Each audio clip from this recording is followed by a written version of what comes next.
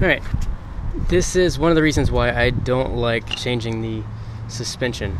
Anything with the ride height or the forks, changing out to aftermarket parts or whatever. Because this, like I bought the bike like this, right? This is the factory part that I got off eBay. This is a 99, this is a 02 R6. They made from 99 to 2002. But basically I was riding the other day.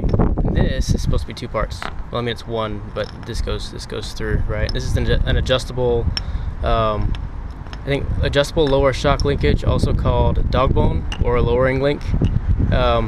This is the factory dog bone, and as you can see, they're considerably different. This one's made to be adjustable.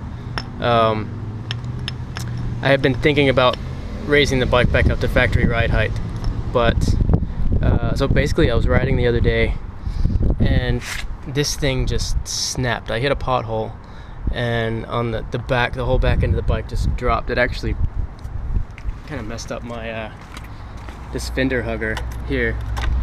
So like, see, it melted it really bad and broke this. So I've got to order another one of those. But yeah, this is awful. I really didn't like this. I mean, thankfully, and I got a little bit of rub right there. It rubbed the tail. The whole bike just basically sat on the tire. I thought my shock collapsed when it happened, but I guess it would feel the same way. So thankfully I didn't die though. I wasn't going too fast, so maybe about 40, but the bike didn't shake or anything. It just kind of, just stayed straight. It just dropped till, I just heard a lot of rubbing.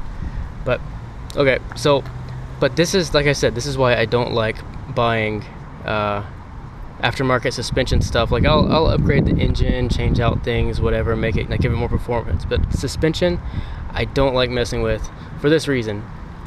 This is a factory part. Or sorry, this is not a factory part. This is a factory part. This one, I mean, I can't really say how much design, how much tests it went through, like like they would a factory. Like they'll put the factory bike like on a dyno, they'll run it over rough suspension, rough terrain, and like they'll do all that stuff from the factory as they're testing it out. But now it goes right here. I don't think I've shown where it goes, but it goes here. It bolts in like this bracket. This part bolts into the swing arm. I've got the tire sitting on the ground right now, so I loosened this to try to get it back on, and then I'll line this up.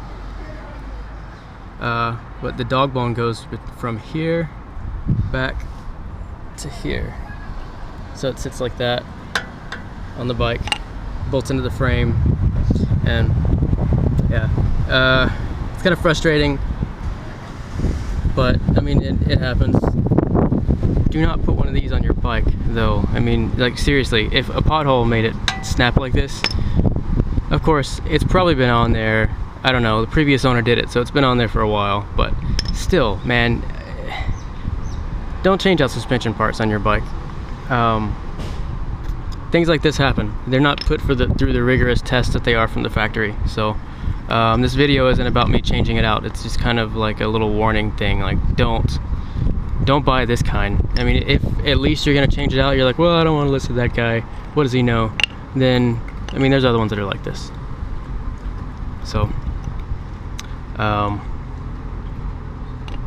yeah, there's ones that are like this that have actually two mount holes. They'll have like a link where you can bolt it in here, and they'll have a link where you can, like a little hole where you can bolt it in there. So I mean, you can buy those, I guess, if you don't want to listen to me, but I wouldn't trust any suspension system parts that are not factory.